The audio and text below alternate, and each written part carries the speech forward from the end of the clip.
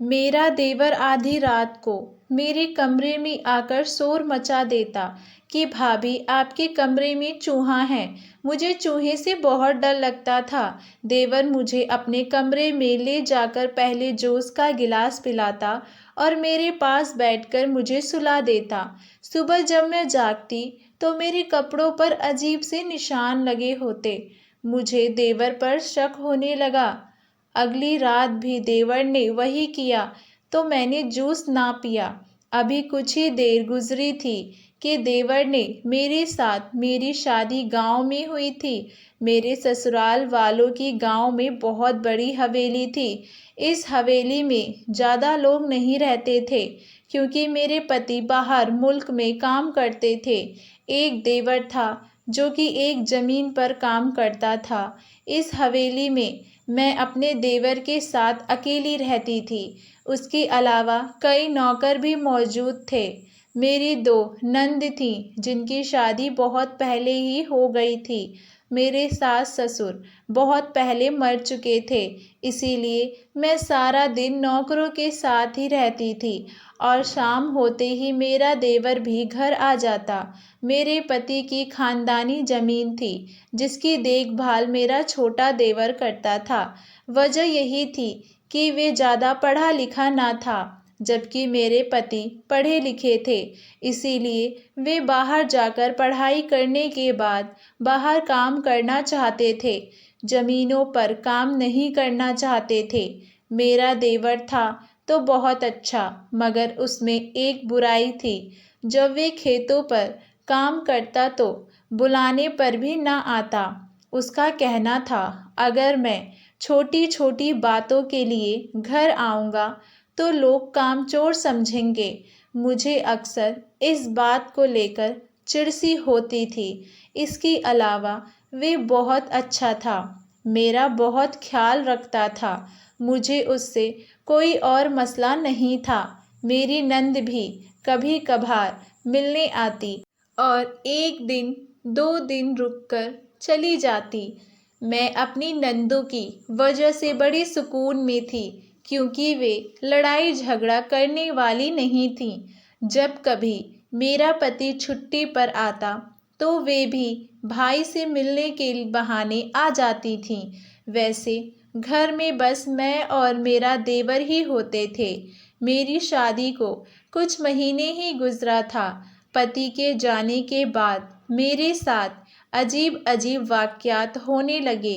पहले तो मुझे मेरा वहम लगा कि शायद ये मेरा वहम है, क्योंकि मेरा देवर रोज़ रात को मेरे कमरे में आकर शोर मचा देता कि भाभी आपके कमरे में चूहा आ गया है, जिससे मैंने तो कभी नहीं देखा था। लेकिन देवर के कहने पर मैं डर के मारे कमरे से बाहर भागती थी क्योंकि मुझे चूहे से बहुत डर लगता था। इसीलिए मैं जहाँ भी चूहों को देख लेती चीखना चिल्लाना शुरू कर देती थी। मेरी शोर मचाने पर मेरा देवर मुझे सहारा देता और अपने साथ अपने कमरे में ले जाता और फिर मुझे बेड पर बैठाकर जूस का गिलास देता, जो पीकर मुझे सुकून की नींद आ जाती और फिर वहीं मेरे पास बैठकर मुझे लिटाकर सुला देता था। उसका कहना था मैं बिल्कुल उसकी बहन जैसी हूँ। मैं भी उसकी बात को सच ही समझती थी, लेकिन हकीकत बहुत ही भयानक था जो जल्द मेरे सामने आने वाली थी। सुबह जब मेरी आँख खुली तो मेरे कपड़ों पर अजीब से निशान नज़र आते थे। मैं हैरत में डूब जाती थी कि मैं सोई थी तो मेरे कपड़े बिल्कुल साफ थे और जब मैं उठी तो मेरे कपड़ों पर निशान से इतने कैसे भरे हुए हैं। पहले पहले तो मैंने इतना ध्यान ना दिया था, लेकिन जब मैंने अपने जिस्म में होने वाली अजीब से बदलाव को महसूस किया तो मुझे देवर पर शक होने लगा। अब मैं देवर पर शक करने लगी थी। अब वे जब भी मुझसे बात करने की कोशिश करता तो मैं आगे से चुप खामोशी सख्तियार कर लेती और उसकी किसी बात का जवाब न देती। मैंने जब से अपने देवर पर शक करना शुरू किया था, तब से मेरे रवैये में उसके लिए खिंचाव पैदा हो गया था। मैं हवेली के पिछले हिस्से में नौकरों के साथ बैठी वहाँ की सफाई करवा रही थी। साथ साथ मैं उस वाक्य पर भी गौर कर रही थी जो आजकल मेरे साथ हो रहे थे। देवर मुझे पुकारते अचानक मेरे पास आ गए। मैं अपने देवर की आवाज़ पर चौंक कर सीधी हुई थी। वे शायद खेतों से काम करके लौटा था। उसके कपड़ों पर मिट्टी के निशान थे। हाँ, कहो कुछ काम था मुझसे? मैंने अपने पास आते देखकर पूछा था। अब उससे बात करती ही मेरा लहजा खुद ब खुद बदलने लगा था। मैं अपनी तरफ से कोशिश करती थी कि मेरे दिल की अजीब कैफियत देवर पर बयान हो और वे मुझसे दूरी रख ले, लेकिन इस पर तो जैसे कोई असर ही नहीं होता था। देवर ने आते ही कहा, मैं रोज घर में अकेली बोर होती, इसीलिए आज वे जल्दी आ गया है ताकि कुछ अच्छा वक्त गुजार सकें। लेकिन मैं अब ऐसा नहीं चाहती थी। अगर वे सब ना हो रहा होता और मैं देवर पर शक ना कर रही होती तो मैं उसकी ये बात सुनकर खुश हो जाती। पर इस वक्त मुझे देवर से डर महसूस हुआ था। मुझे लग रहा था शायद मेरा पति मुझसे दूर है, इसीलिए मेरे साथ रहते हुए देवर मुझ में दिलचस्पी ले रहा है। इसीलिए मैंने उसे किचन की सफाई करने का बहाना करके टालना चाहा तो मैं जल्दी से उठ खड़ी हुई और किचन में आ गई थी। मैं फिर से किसी सोच में पड़ गई थी। अब मेरे दिल में उस चूहे के बारे में जानने का इरादा और बढ़ने लगा था, क्योंकि मेरे देवर ने ही चूहा देखा था। मैंने आज तक अपने कमरे में चूहा नहीं देखा था। कहीं वे झूठ तो नहीं बोल रहा था, लेकिन वे ऐसा क्यों करेगा? अब मैंने दिल में ठान लिया था कि मैं इस चूहे का राज जान कर रहूंगी, क्योंकि देवर चूहे का बहाना बनाकर कहीं मुझे अपने कमरे में सुलाता तो नहीं। और सुबह वे अजीब दाग मेरे कपड़ों पर लगे होते थे।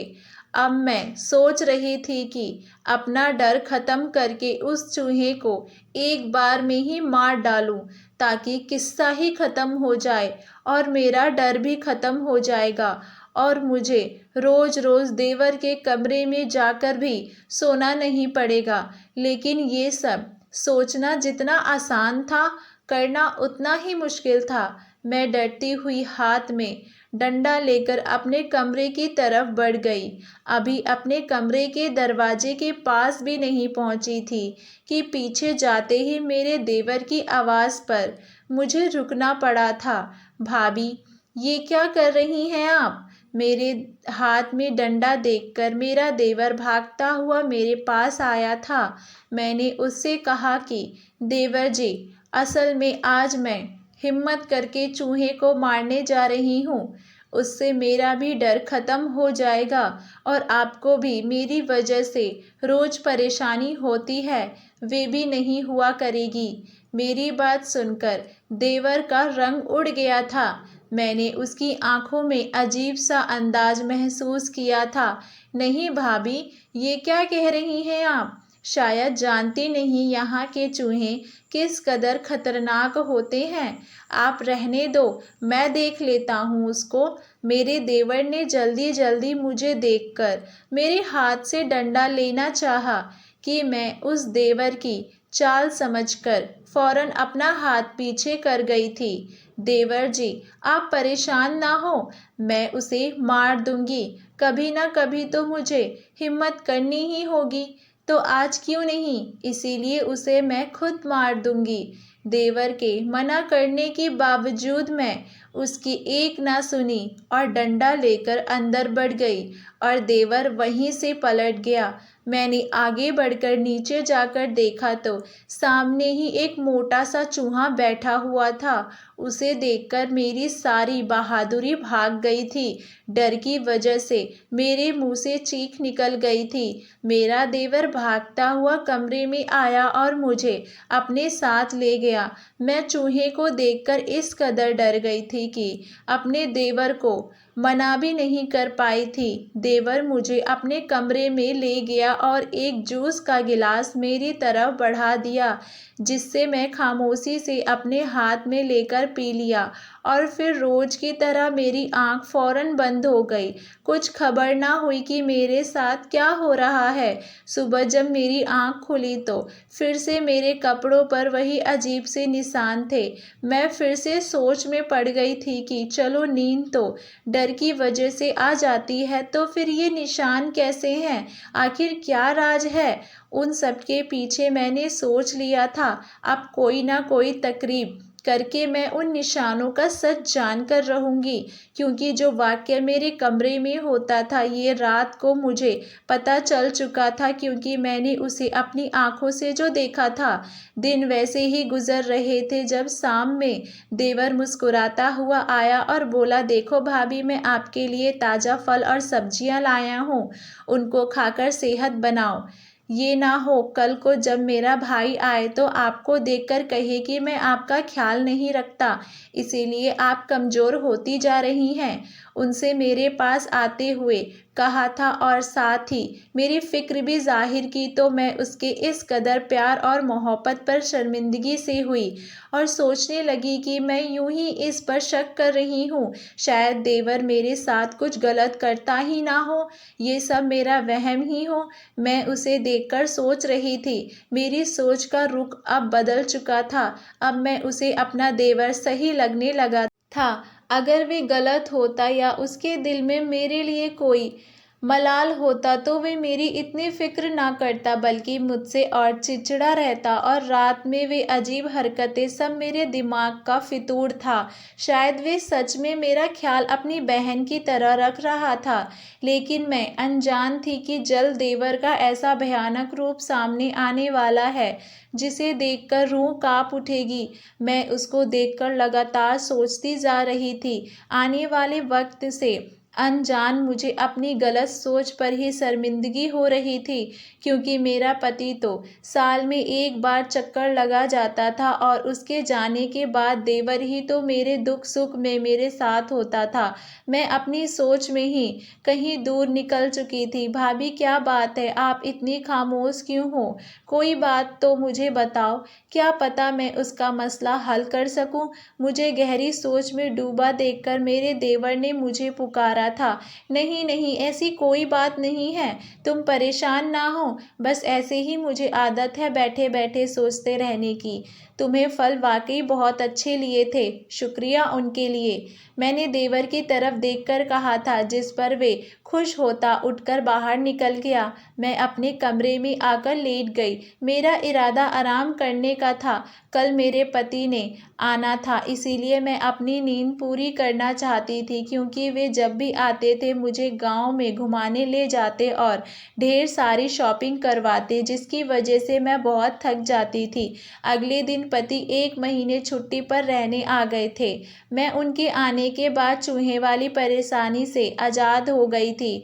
वे मेरा बहुत ज़्यादा ख्याल रखते थे, लेकिन अजीब बात ये थी कि मेरे पति के आते ही लोगों ने मेरे देवर के रिश्ते के बारे में गलत बात करना शुरू कर दिया था, जिसको सुनकर मैं बहुत हैरान हुई थी कि जब मेरे पति यहाँ नहीं थे तो किसी ने भी आकर हाल तक नहीं पूछा था, और अब उनके आते ही सबने मुझ पर इल्ज़ाम लगाना शुरू कर दिया था। ये सब बातें मुझे पति ने बताई थी कि गांव में मेरे और देवर के बारे में क्या बात हो रही है। ये सब सुनकर मुझे बहुत दुख हो रहा था, क्योंकि मेरा ऊपर वाला जानता था मैं तो अपने देवर को अपना भाई ही समझती थी।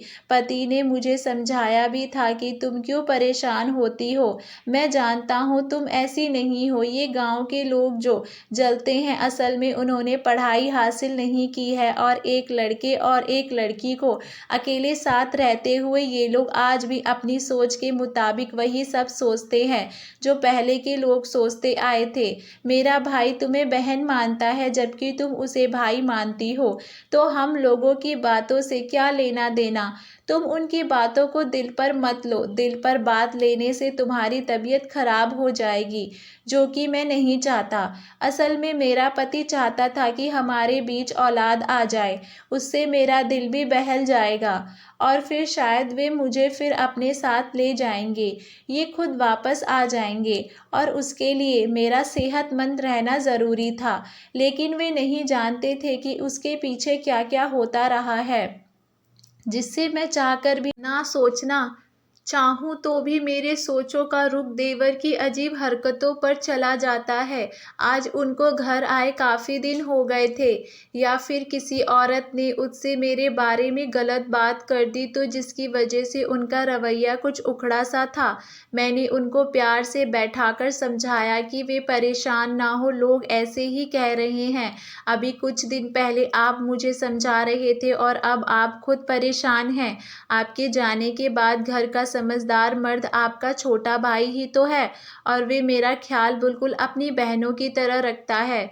मैंने तो पति के दिल में वहम निकालने के लिए कहा था, लेकिन यहाँ मामला ही उल्टा हो गया था। मेरे पति कहने लगे, मुझसे इस गांव के लोगों को नहीं जानती हो, इसीलिए कुछ देर खामोश रहो। मैं शक नहीं कर रहा, लेकिन रही बात मेरे भाई की, तो उसे मैं तुमसे ज़्यादा जानता हूँ। तुम उसकी इतनी तरफदारी मत करो, वे इतना भी अच्छा नहीं जितना तुम उसे समझ रही हो। मेरे पति ने मुझे अपने देवर के हक में बोलते देखकर गुस्से से और आहिस्ता से कहा, तो मैंने हैरानी से अपने पति की तरफ देखा था। क्या उनको भी अपने भाई पर शक था? मगर क्यों मेरे दिमाग में ये बात घर कर गई थी? अगर मेरे पति को इस पर भरोसा नहीं था तो मुझे भी इसे सावधानी रखनी चाहिए थी। मैंने तो पति को चूहे वाली बात भी नहीं बताई थी और अब उनका ऐसा रवैया देख अगर मैं उनको आज बता देती तो शायद गुस्से में वे मुझे तलाक दे देते।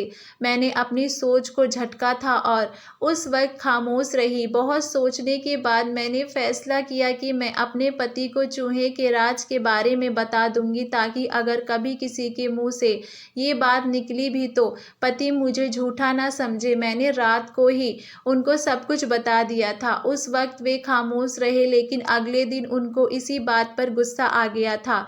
तब वे रात वाली बात को बीच में ले आए थे, जो बात बता रही थी कि तुम्हारे कमरे में चूहा आ जाता था, तब वे तुम्हें अपने कमरे में ले जाता था और जूस देता था।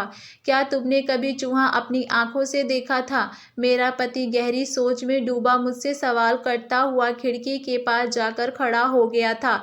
मैं भी चलती हुई उनके पीछे जाकर हो गई। आपके आने से कुछ दिन पहले ही मैंने चूहे को पकड़ने का प्लान बनाया, तो इस चूहे को अपने कमरे में बेड के नीचे देखा था, लेकिन उसे मार नहीं सकी थी। पति को देखकर दिल में अपने रब से खुद के अच्छी की दुआ मांगते हुए बताया था। मेरी बात सुनकर पति खिड़की से दूर होकर बेड पर बैठ गए और कहने लगे, एक इंसान को अपनी अकल के साथ साथ आंखों का भी इस्तेमाल करना चाहिए। क्या सच है क्या झूठ है मैं नहीं जानता हूँ, और ना ही तुम। मेरे पास मेरा एक ही भाई है और तुम मेरी बीवी हो। मैं दोनों को खुद से दूर नहीं कर सकता हूँ। शायद मैं गांव वालों की बातों में आकर ऐसा कह रहा हूँ, लेकिन अब तुम आगे से ख्याल रखना। मुझे तुम पर भरोसा है और अपने भाई पर भी। तुम खुद कोशिश करो कि चूहे का डर अपने दिमाग से निकाल दो, ताकि ये सब दोबारा होने की नौबत ना आए। मेरे पति ने मुझे बड़े प्यार से समझाया था, जबकि मैं एक ही बात पर सोच रही थी कि जब मैं सुबह उठी तो मेरे कपड़ों पर निशान कैसे आते थे। आखिर मेरा देवर रात में मुझे जूस पिलाकर मेरे साथ क्या करता था? मेरे दिमाग उलझन का शिकार था। मैं चाहकर भी उस रात से पर्दा नहीं उठा पा रही थी, हालांकि मैंने कोशिश पूरी की थी। मुझे अपनी नाकामी का दुख भी था कि मैं ये राज जानने में नाकामयाब रही थी।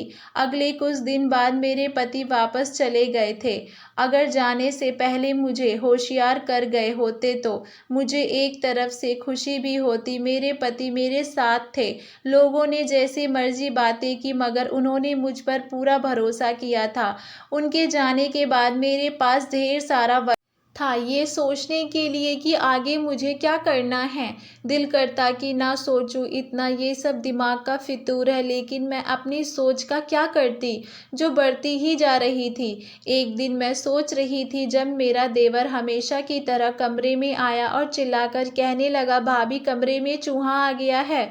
मैं ये सुनते ही हड़बड़ाकर उठी और अपने देवर के पीछे जा चुकी थी।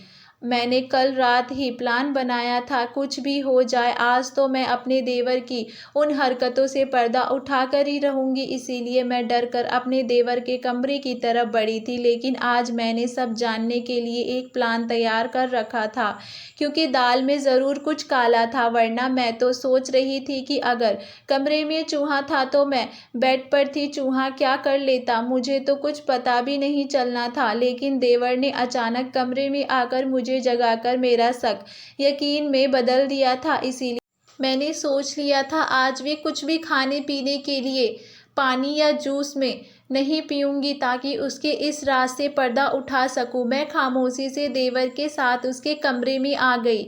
मेरे देवर ने मुझे बेड पर बिठाया और फिर जूस का गिलास मेरे हाथों में थमा दिया। मैंने उसे दिल घबराने का बहाना करते हुए ठंडा पानी लाने को कहा और उसके जाते ही जूस पीने की बजाय मौका देखते ही वे जूस के पास रखे फूलदान में डाल दिया और कुछ ही देर बाद नींद आने का ड्रामा करती मैं वहीं लेट गई। आंखों को बंद किया, मेरा दिल डर से कांप रहा था। मुझे लेटे अभी कुछ ही देर गुजरी थी कि मुझे दरवाज़ा खोलने की आवाज़ आई। उस आवाज़ पर मेरा पूरा वजूद कांपने लगा। आने वाली शायद एक लड़की थी। उसने आते ही मेरे हाथों को रस्सी से मजबूती के साथ बांध दिया और फिर कमरे में अजीब सी बू फैलने लगी थी। मेरा देवर भी उसके साथ था। मैं बिल्कुल हल्की सी आंख खोलकर देखने की कोशिश की। उसके बाद उन दोनों ने जो मेरे साथ किया, उस दौरान मैं उनकी बातें खामोशी से आंखें बंद कर सुनती रही।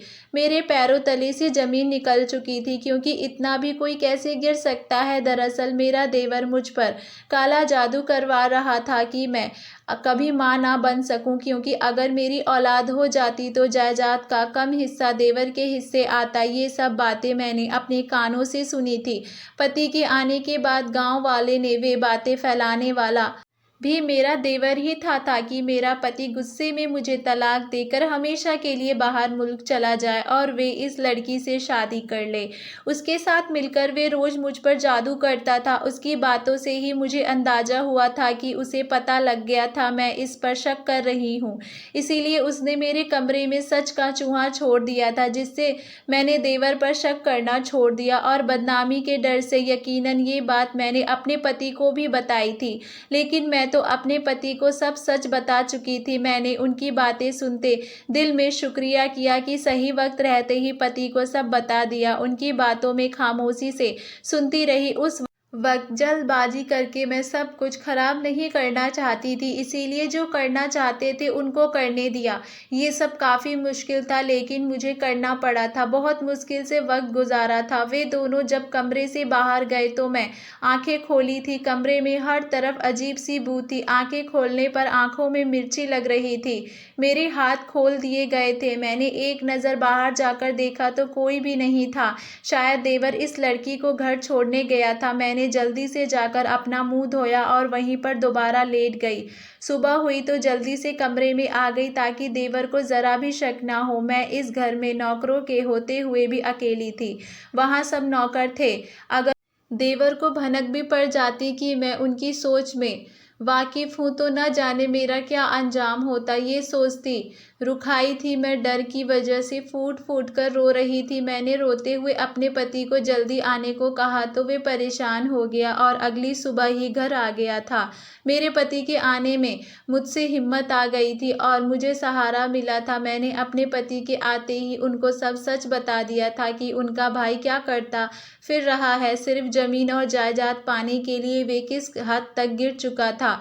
मेरी सारी बातें सुनने के बाद पति खामोश रहा और अचानक उठकर बाहर चला गया। उसके बाद पता नहीं उसने क्या किया कि 2 दिन बाद ही एक रोज़ मैं कमरे में बैठी अपने पति की चुप्पी के बारे में सोच रही थी कि अचानक देवर की गुस्से भरी आवाज़ में सुनकर कमरे से बाहर आ गई। तब पता चला कि मेरा पति ने अपने भाई को उसके हिस्से की जायदाद दे दी है और अब वे ये घर भी उसे रखने को कहा है क्योंकि वे मुझे लेकर शहर शिफ्ट हो रहा है। देवर उसे प्यार से मना रहा था। जब वे ना माना तो गुस्सा करने लगा कि अपनी बीवी के पीछे आकर अपने भाई को छोड़ रहे हो। मेरे पति ने आगे से सब्र से काम लिया और उसे कुछ ना कहा और मेरा हाथ पकड़कर मुझे अंदर ले आए और सामान पैक करने को कहा। जब मैं खामोशी की वजह पूछती तो उन्होंने कहा मेरे साथ यहाँ से शहर शिफ्ट हो जाओ तो सब बता दूंगा। इसी वक्त हम अपना सामान लेकर शहर आ गए। यहाँ पति के किसी दोस्त के घर रुके थे। तब रात में पति ने बताया कि वे यहाँ